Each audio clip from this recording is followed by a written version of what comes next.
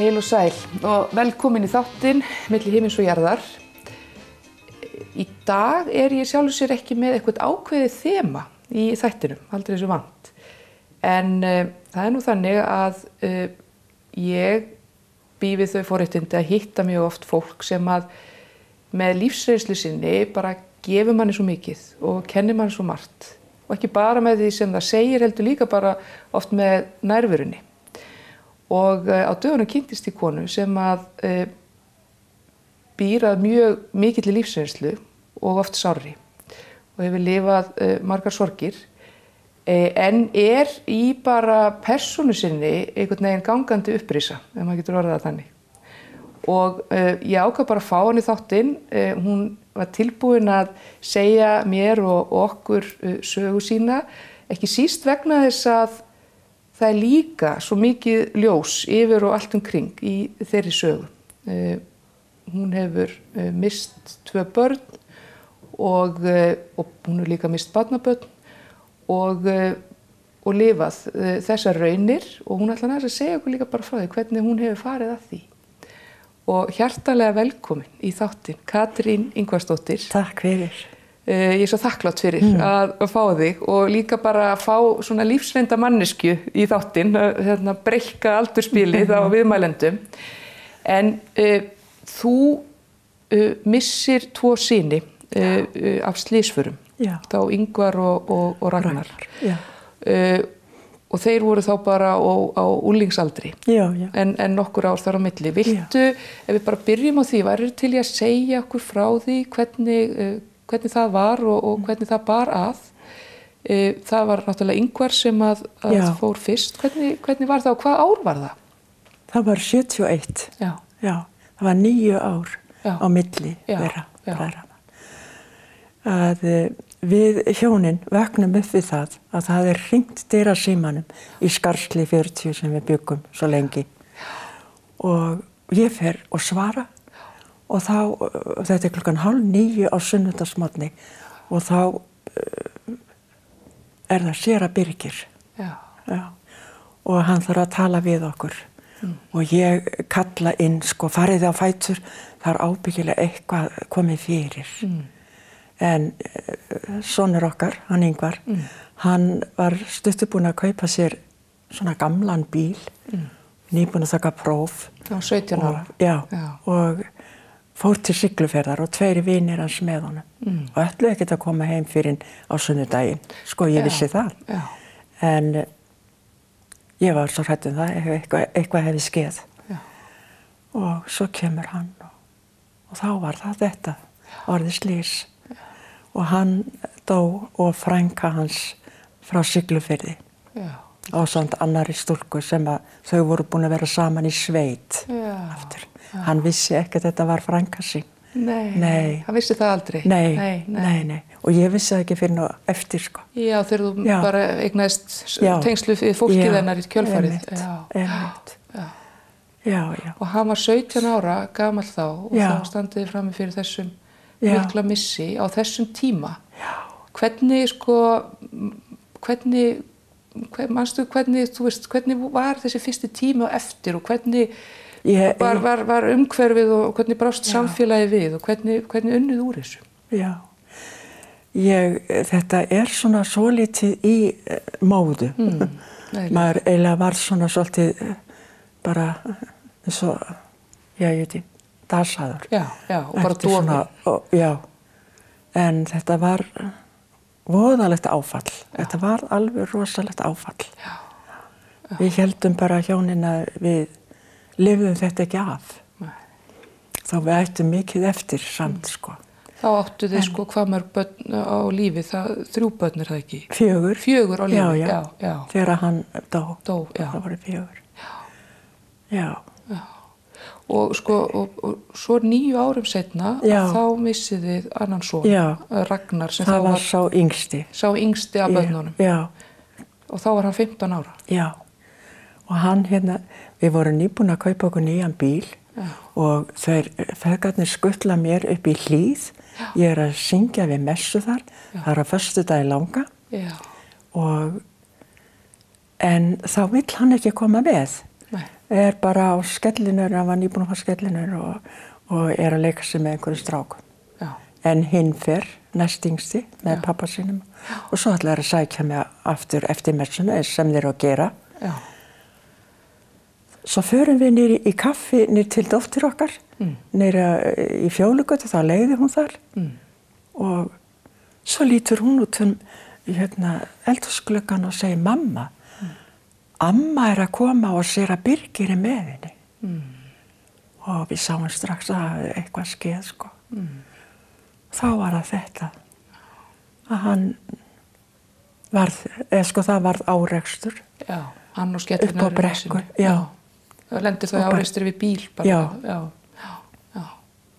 Og dó samstundis? Já, nei, hann dó nú ekki fyrir hann kom upp á sjúkrahús, en hann fékk aldrei meðvitund, sko. Nei. Og voru þið til dæmis að þeim tíma, fóru þið sko strax upp á sjúkrahús, var eitthvað fyllt þangað til þess að sjá hann eða hvernig? Nei, það var ekki þannig. Ég man ekki hvort að okkur var boðið, það getur vel verið, sko. Já. En við treystum okkur ekki til þess. Sko þarna líða 9 ára milli. Já. Ef þú horfið tilbaka, fannst þér svo að þið verið búin að vinna talsvert úr fyrri missi þegar þetta gerist? Já. Já, mér fannst það. Já. Og við héldum alltaf, sko, við trúðum því ekki að svona gæti komið fyrir aftur. Nei. Hjá okkur. Nei. Og hvað hugsaðir þá þegar þetta gerist, sko, auðvitað veit ég að hugsa margt, en hvernig varð lífsafstæða þín, bara heilt yfir þegar þú missir þarna annað barn? Já, það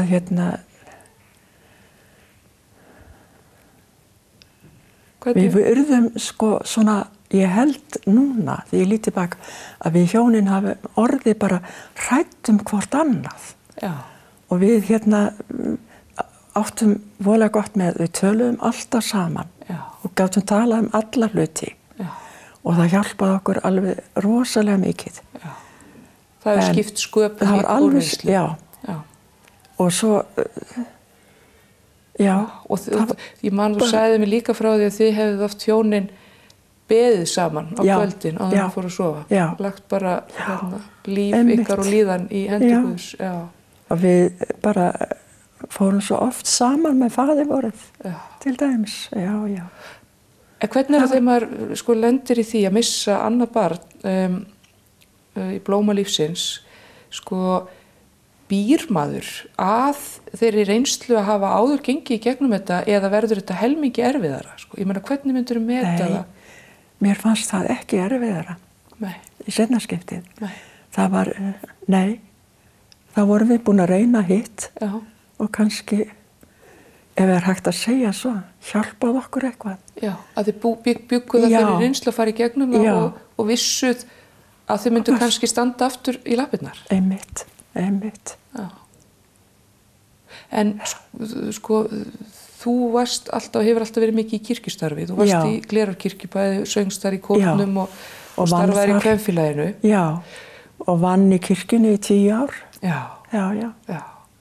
Og þegar þetta gerist, hvað hafði það að segja fyrir þig þá að vera í svona kirkjulegu starfi og félagsstarfi og innan fólk? Ég meina, þú kannski vilja bara einangraði til að byrja með en einhvern veginn samt tekið þátt. Já, og sko ég get alveg sagt það með sannleik, sko þetta hjálpaði mér alveg geysilega mikið.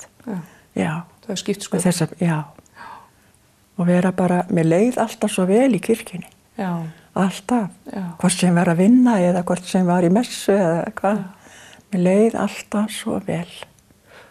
Og hélstu áfram að taka þátt í starfi sko kirkjunar þarna? Já. Ég gerði það. Þú ekki mist bara trúna á Guð eftir þetta?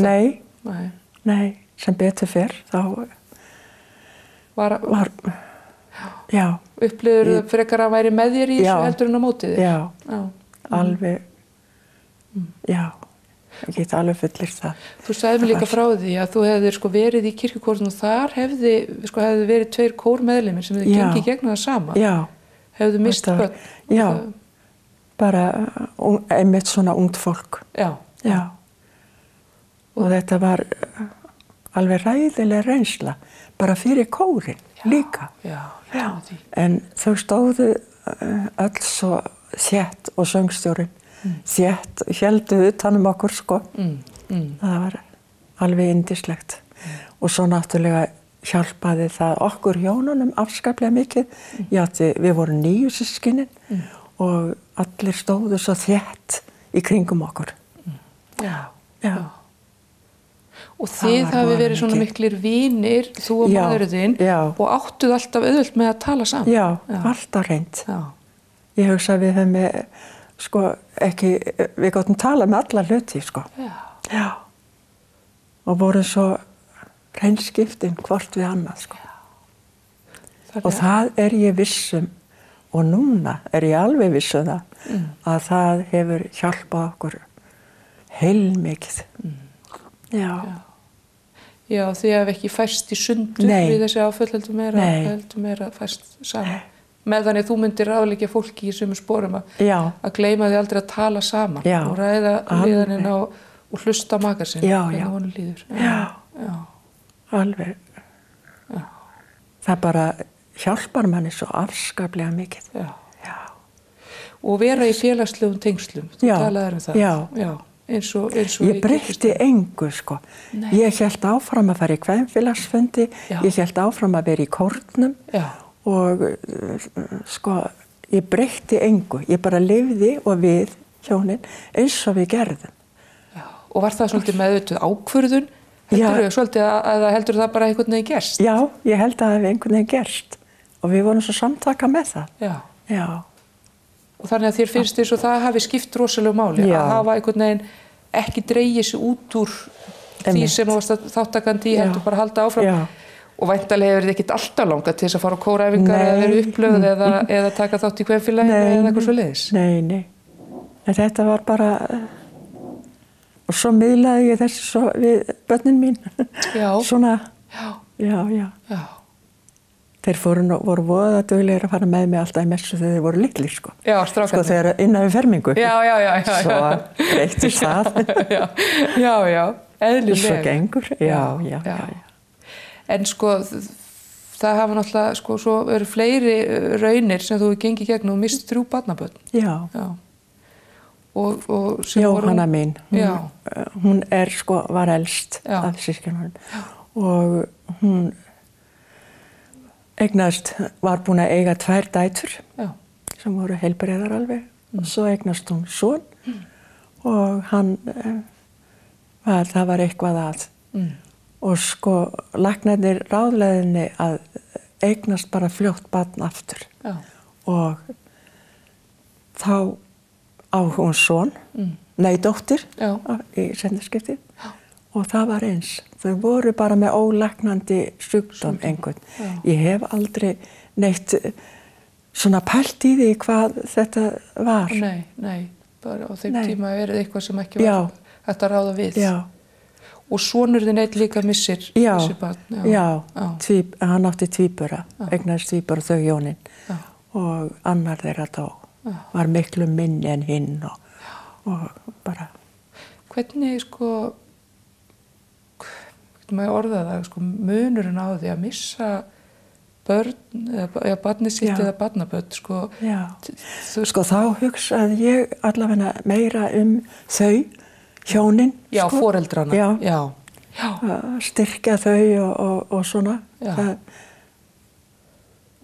Að vera þeim stuðningur, styrkur og kannski upplifir kannski meira að þú finnir bara þeirra sorg heldur að þú væri beint að syrgja sem amma eða væri meira að syrgja þeirra líðan og sorg.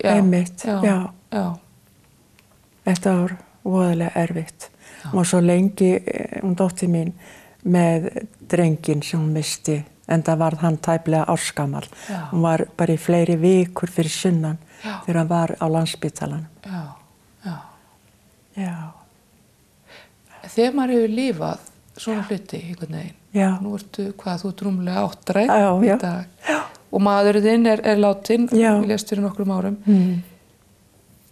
Hvað finnst þér lífið? Eða, þú veist, hvernig horfir lífið við þér? Já, þú veist, mér finnst það mörgu leyti, það har bara verið mjög gott og ég hef haft það ágætt. þrátt fyrir þetta. Og svo náttúrulega átti ég nú mikið eftir, þó ég væri búin að missa mikið. Já. Og fjölskyldan hefur alltaf staðið svo vel saman. Já, já, hún hefur gert það. Já. Já. Náðu að standa saman í sorginni. Já, einmitt. Já. Og þú átt í dag á lífið, það dóttir út í Kaupmannahöfn. Já, og tveir synir sem eru í Reykjavík, báðir. Já. Þú sagði mér, að því að nú liðin dálítið mörg ár síðan að þeir voru svo ungir, síðan þeir létust. Þú sagði mér, sem ég fann svo fallegt og dýrmætt, að þeir lifðu náttúrulega mjög mikið með ykkur í minningunum og þeir töluðu mjög oft þá. Já. Og væruð að velta fyrir ykkur hvað þeir væru, hvort þeir væru giftir, hvað þeir myndu nú eiga mörg börn og svona. Já. Og kannski oft þegar það eru ykkur gleðiríkir atburðir í fjölskyldunni, að þá takið þá svolítið með inn í þá upplifun og hugsið, sko, hvernig myndi Ingvar, hvað myndi hann segja þetta eða Ragnar, eða hvað hefði hann gert? Já.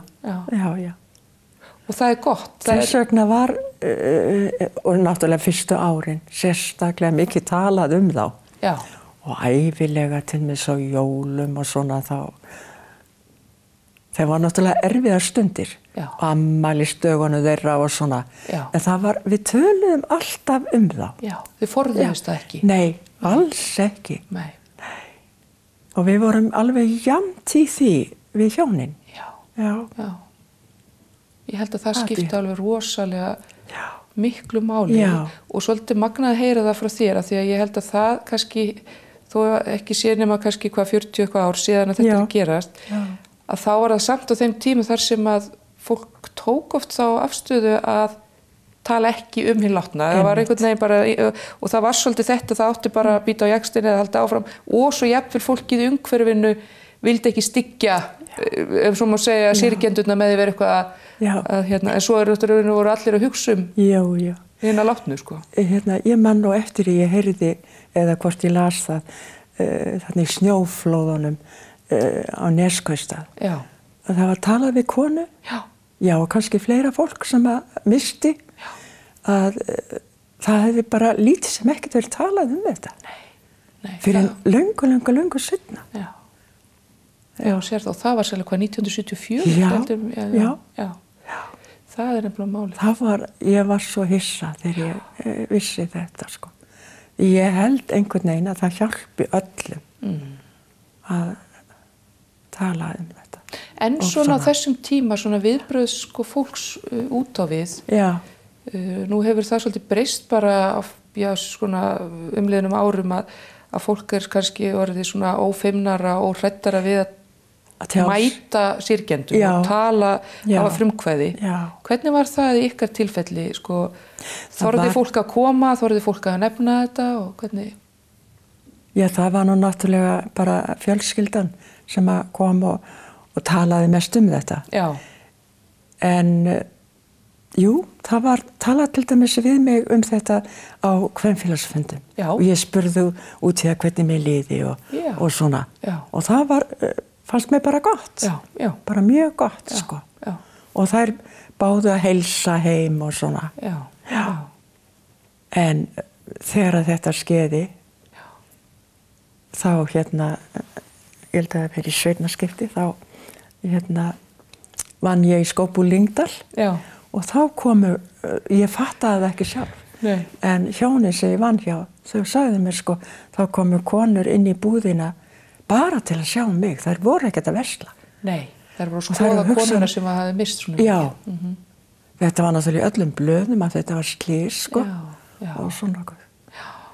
En, og svo líka það að við fengum, okkur var boðið báðum frí þegar þetta skeiði í bæði skiptin. Og þá var maðurinn minn á Löndunakrana niður í útgerðarfélagið og ég þarna innra. Og svo fór hann bara strax eiginlega að vinna. Þá fannst mér endilega, sko, ég get þetta alveg eins. Já. Og þá fannst mér og þau sögðu mér það hjónin. Þá kom fleira fólk inn, sko, eða konur, það var nú oftast konur. Þannig að þú fórst tiltölulega fljótt, sko. Já. Og svona, hvernig heldur var það gott eða hvernig finnst þér eins og það? Veistu það var bæði og. Já, einmitt. Ég var svolítið svona montinn með mig, að drífa mig bara. Já. Við þetta lá þetta beinast við að þurfa að gera það. Svona.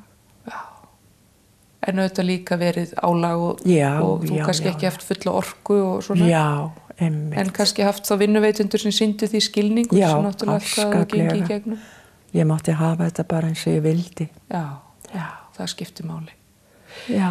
Þú ert mér langar svo að þú ert með myndir og eitthvað hérna hérna syni þína, eða af sonum þínum. Má ég sjá þarna myndina í rammanum? Þetta mynd af Ragnari, þessum yngri. Já. Þetta fermingamyndi. Já, þetta fermingamyndin á hann. Já.